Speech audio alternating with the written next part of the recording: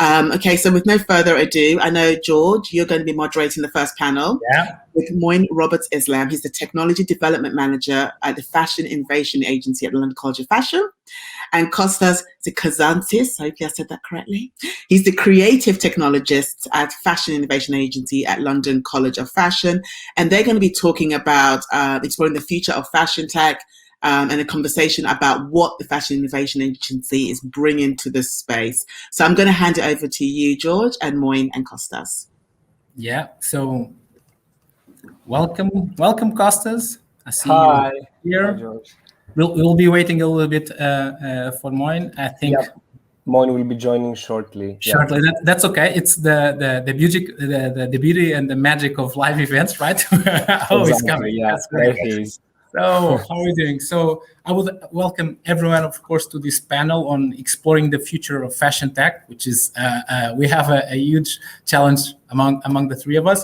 It's great to be here, and although we're physically apart, it's again the beauty of technology. We can come together, and I hope the audience will join. And of course, please, you can write some comments and questions and topics that you want us to approach. I'm going to be joined by Costas and Moin, which are both representing the fashion innovation industry from the London College of Fashion. I hope I'm doing it right. So Moin's Robert Islam is a technology development manager, right? Thank you for accepting our invitation. Just a few words from you.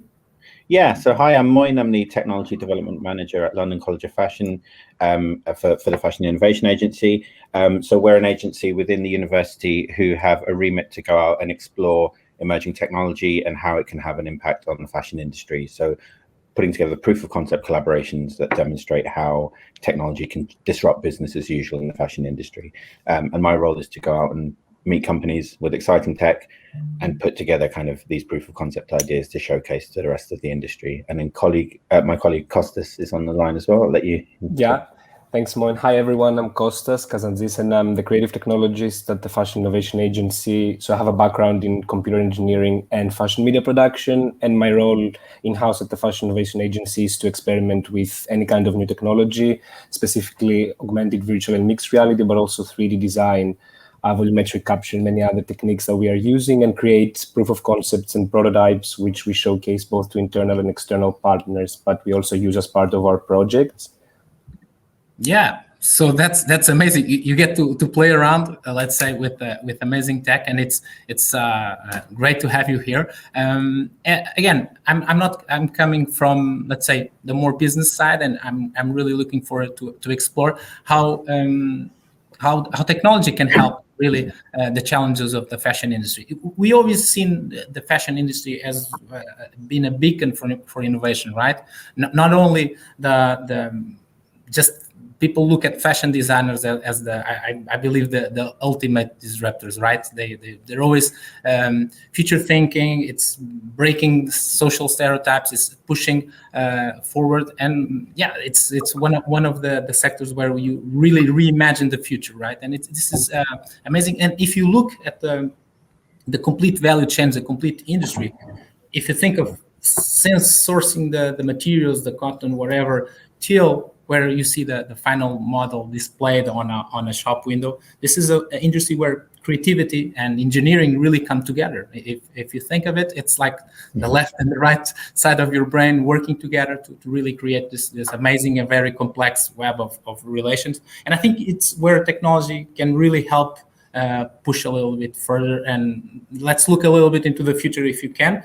I think Paulo, I'm not sure if Paolo or Sylvia just addressed, of course, 2020 was a challenge for all of us, and e-commerce was one of the major winners, and it's here to stay, right? Everyone, I think we don't need to discuss that. What I like to hear from you is really what are the how brands and companies are taking advantage of this new, let's call it digital layer, right? And that it's happening within us, and what are the digital tools that they can use to meet the new behaviors from customers? Maybe I'll start with Costas. Yeah, of course. Yeah, we've been witnessing that the adoption of new technologies within fashion is basically creating new pathways of collaboration in the field and elevates traditional processes. So first of all, advancements in 3D scanning technology allow us to create extremely photorealistic assets of real-life objects and products, which basically creates new pathways for product visualization, but also for experiences. And a very big challenge of these kinds of assets of 3D content is the large file sizes, but we are seeing more and more services nowadays which allow real-time optimization of those assets, and that basically gives us the opportunity to stream them across devices and across users and make the content accessible and easily, and people can easily navigate around it. And that brings a lot of value, both from a product visualization perspective, but also from the structuring and development of experiences and making those online-based and accessible to the audiences.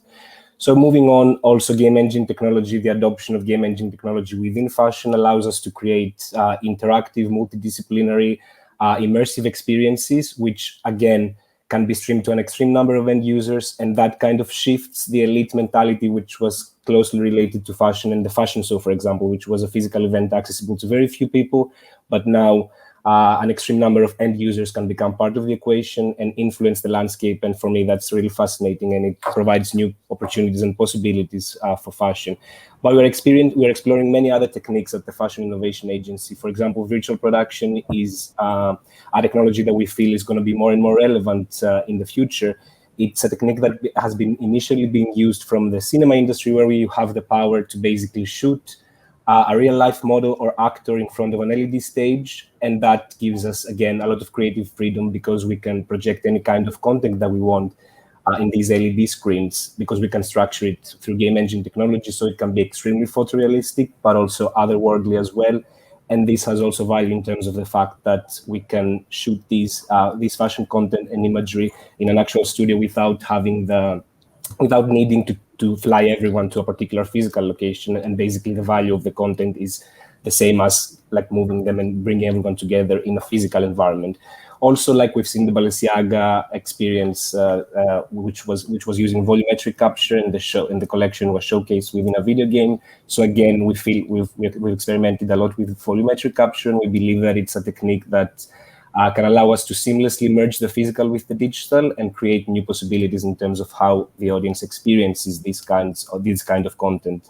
I don't know if I'm forgetting something more. No, it's something on that. First of all, from the consumer perspective, looks really, really fun, which is great.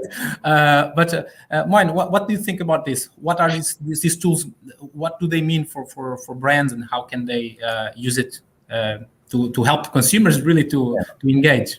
So, I mean, well, Costas has given a really great overview there of the whole landscape of technologies that are out there. But the one I'll go back to is probably the first one that Costas mentioned, is being able to digitize your product. So brands who are currently physical only and, aren't necessarily far down that road of digitization, being able to digitize your products quickly and with high fidelity is a really important one. So scanning products, so either through photogrammetry, mainly photogrammetry is probably the best one there. People do digitize from the patterns and so on, kind of build it fully digitally. But if you've got that physical product, we've worked on projects where we've been scanning products using a mobile phone, just a camera from your phone and then a nice bit of software, and you can get a really high fidelity, very functional model, and that's a real game changer, because then it means that traditionally physical brands can engage in digital kind of interactions and showcasing and marketing, and starting to market products in other areas of the world without having to fly those products over there.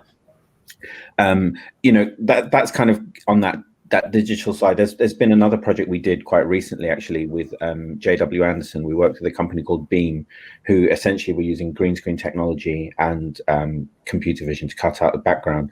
And what we were able to do with them is to shoot some models in collections against the green screen, and then broadcast those models in augmented reality across the world. So JW Anderson were able to sell their collection to buyers during lockdown without having to fly the collection to the buyers or having to fly the buyers to the collection. They just did it on mobile devices, on tablet devices, and they could credibly see the models and the garments within their own home environment and walk around them and really kind of check out the clothes properly, and they were able to wholesale off the back of that. So that's a real kind of a very short space of time to put together a development that has a meaningful kind of impact on your ability to sell during a lockdown.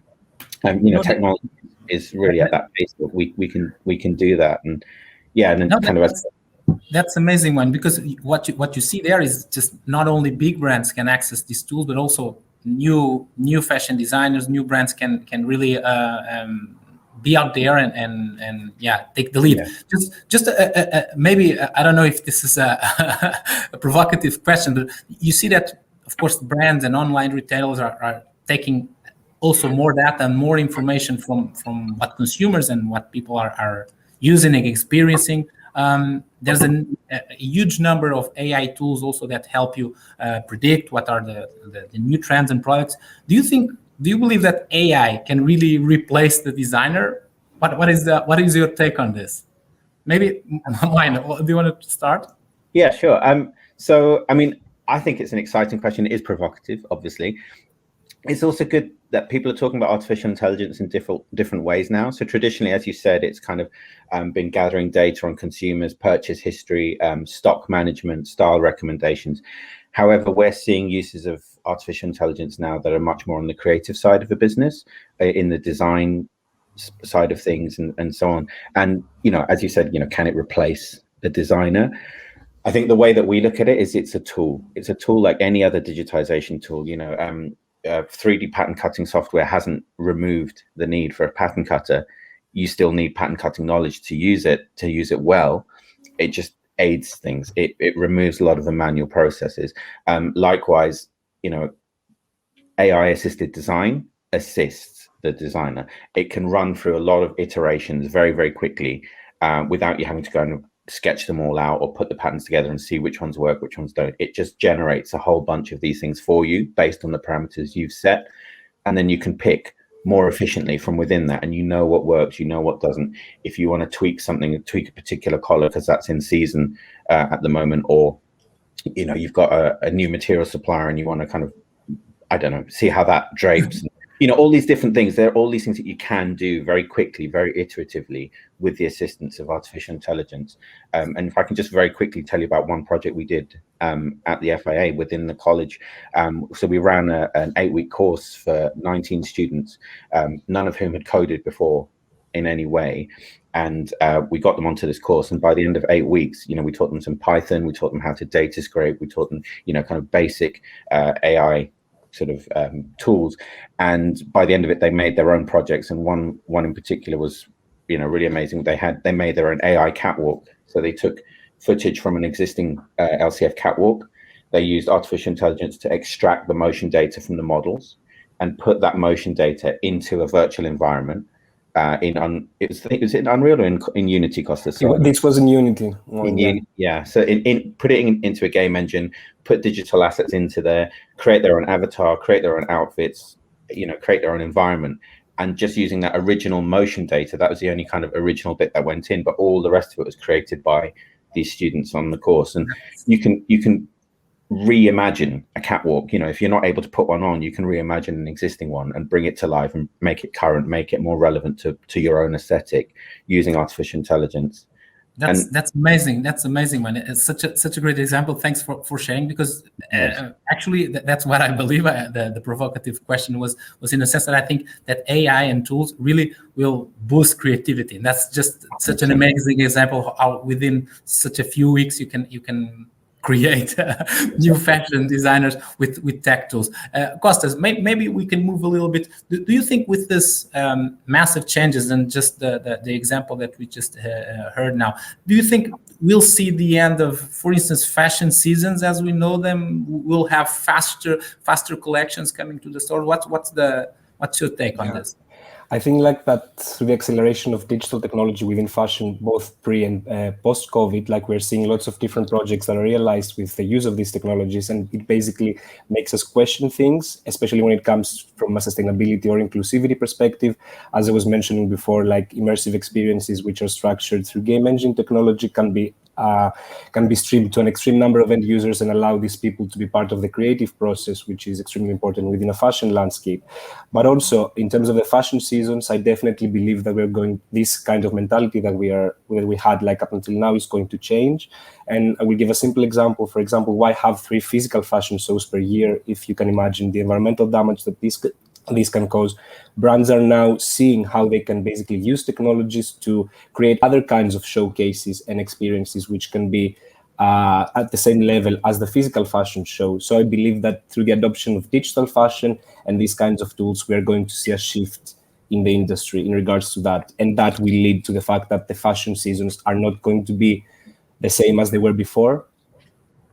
Okay, that's really exciting to look. You just mentioned, for instance, the gaming engine, and it's really going back to the, let's say, to the digital layer of our lives, which is so much important. And of course, with this pandemic, we see more and more people, I don't know, creating their virtual alter egos. You know, that we have our digital personas. We really foresee ourselves in the digital space, and of course, gaming, for instance, just it's booming. You know, platforms like Twitch, and we see them grow like never.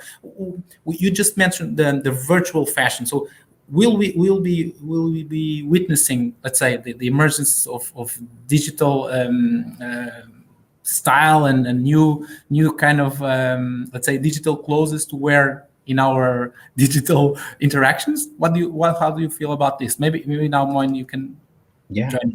Yeah, I think you've kind of described it really well there. We've got this kind of much more increased digital presence, virtual presence online. Social media is a really, really big one. We're spending at least 50% of our lives online now and representing ourselves in those different ways. And you've seen kind of collaborations over the years between fashion brands and games. For example, in Fortnite, you've had kind of Nike in there, and there's more and more brands kind of knocking at that door. There was a League of Legends crossover with Louis Vuitton. Animal Crossing, Dressed, that the game has got fashion at its very core, and you're able to kind of purchase from within that game. There's a lot of brands getting really, really kind of excited about gaming in general. And, as I say, more and more of our lives are online now. So it's a natural progression that we want to express our persona, our individuality in the online space as well as in real life. And, those lines are becoming blurred. And if you can personalize your avatar, you can personalize your image on social media. And, we've seen people like DressX dressing people in digital fashion. You can submit your photo, they put a digital asset on top, and then they send it back to you, and you can post that on social media. And that's becoming a real kind of phenomenon, and it kind of blurs those lines between digital and physical and brings digital assets into the physical world. And as you mentioned, George, that kind of is the future of digital fashion, actually bringing those digital assets into the physical world. Augmented reality is really improved in phones, on tablets, and so on. We're going to have AR glasses soon. It won't be long before we're all walking around and we can augment ourselves in real time with digital overlaid assets, kind of augmenting our physical. And how do you see that 3D, let's say, asset creation that will drive? I don't know. This is a whole new sector that is building up, right? Costas. Yeah, I definitely think that virtual fashion strongly depends on advancements in technology, especially in virtual try-on, so body tracking technology and real-time cloth simulation, because this will allow us to superimpose digital assets more seamlessly on top of physical entities.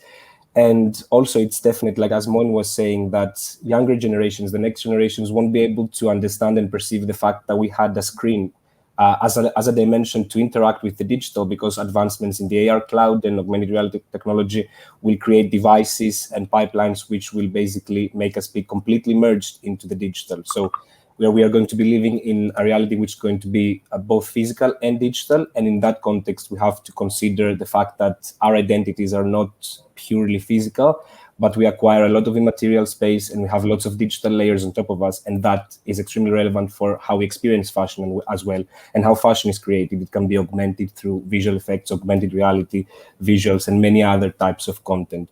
So I definitely believe that virtual fashion is becoming more and more relevant as we move. I'm just imagining these little guys popping in my screen in some years, and that will be really amazing. Because if you think of, I don't know, even social media platforms like Instagram, where you start with simple layers on photos, and now the amount of stuff that you see on digital platforms, it's really, really great. So looking into them, maybe we've discussed a little bit of the shopping experience, let's say, in the few months. I hope we can have a physical event, let's say, but we're moving on, and I think with the prospects of the vaccinations and shops reopening, I think the shopping experience will be totally different, right? Because now we're used to e-commerce. So how do you think brands can really, let's say, bring this together, the online and the offline? How do you think about this?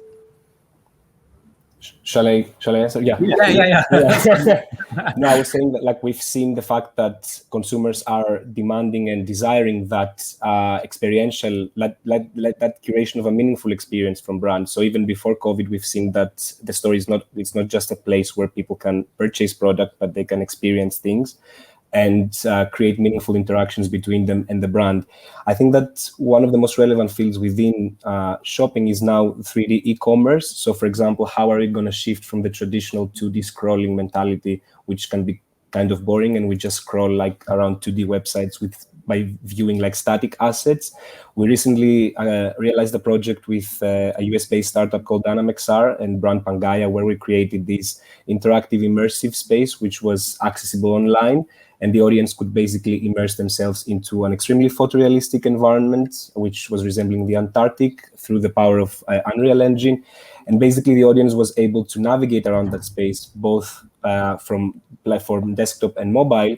And apart from purchasing the product, they could introduce themselves to the sustainability stories behind the brand and the values through which the products were designed and created. And that for me brings a lot of value in regards to how we can basically move the store from a physical location to almost anywhere we want it to be, for example, the Antarctic, and how this creates meaningful connections between the brands and the consumers, which is extremely important. That's great. I don't know, Moin, have you tested out some cool projects within this, let's say, link between offline and online?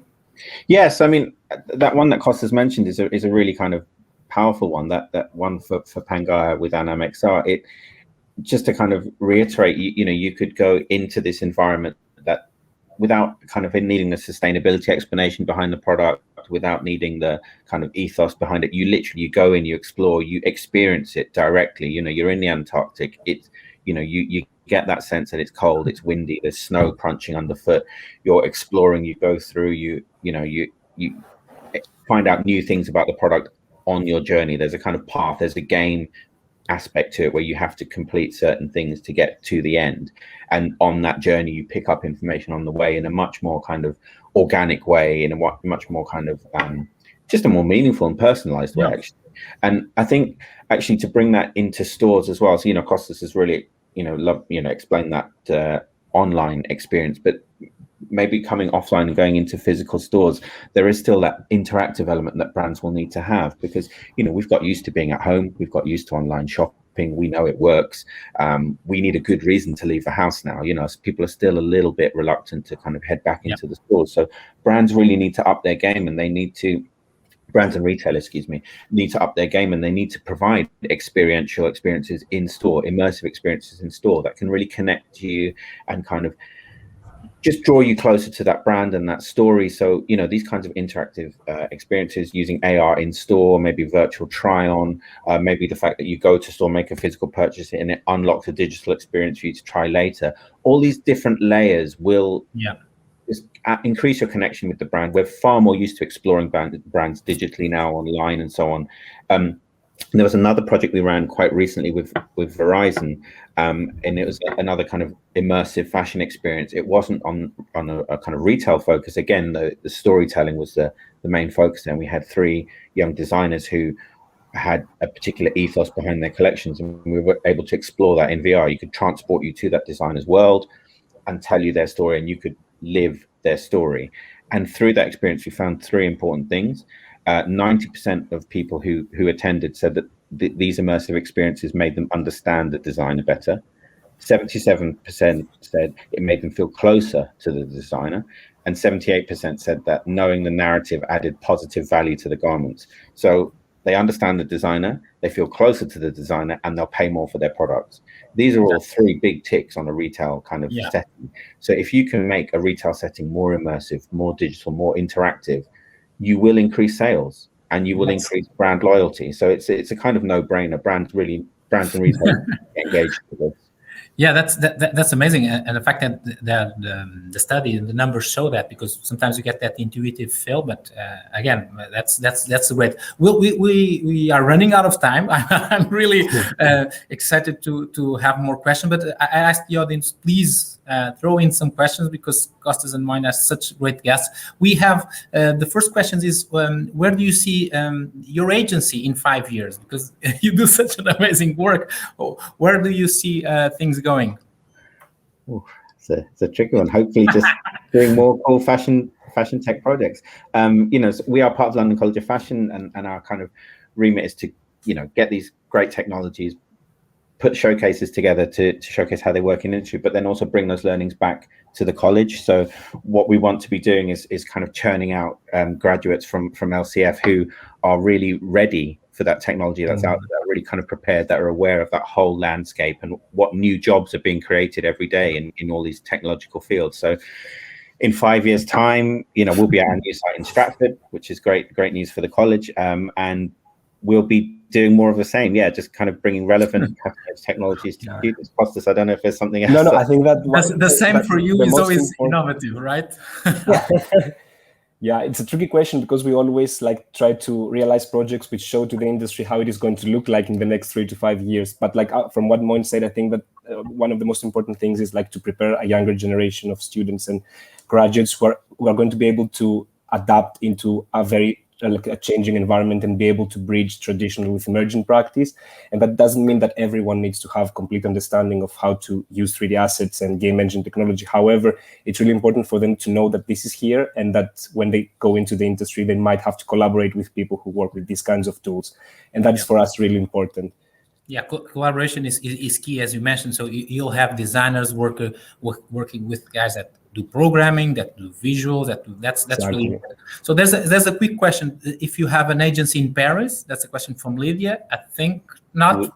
We don't know. We're based in London at London College of Fashion, and I don't. Okay, it's just a drive, or in this case, you can go by train. It's easy. So there's a really a very important comment from Zeus. I think it's just addressing the fact that, okay, this is great, of course, but are these innovations really accessible and available for small individual designers, maybe independent designers, and that have probably lower budgets? How can they, let's say, extract value from these tools?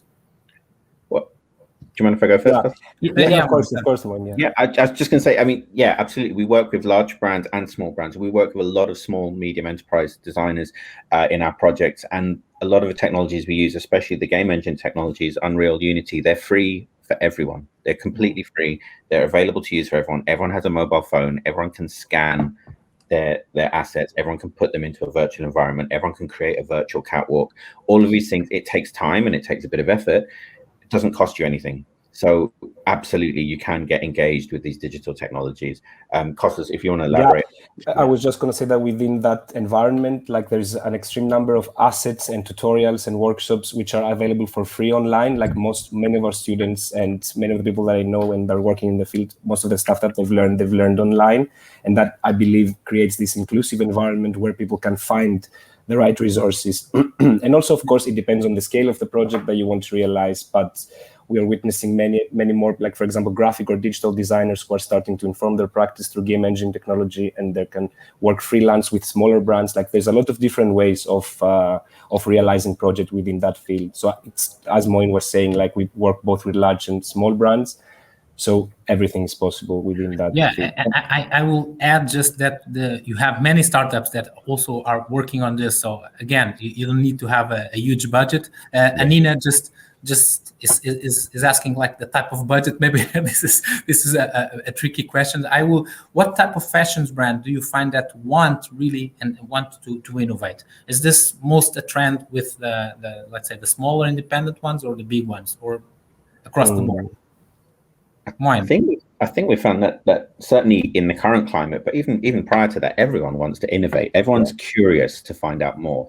Whether they're able to implement it quickly is a different thing. So if you've got a large brand, there's a lot more sign-off required. There's a lot more kind of supply chain. There's a lot more kind of roadblocks to doing something quickly. It's a large ship. You have to turn it in small increments. So I think with a large brand, you would use a tried and tested technology and just push it a little bit further.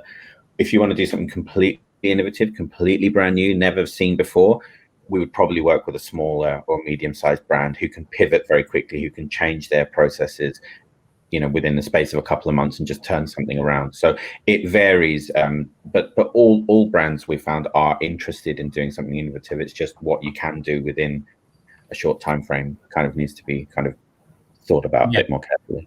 And there's a lot as you just mentioned throughout our discussions. We're really running out of time, but I just want to, first of all, thank you before they just cut us off. This was really, really interesting. I think most of us learned a lot on, again, what sort of online tools can you use.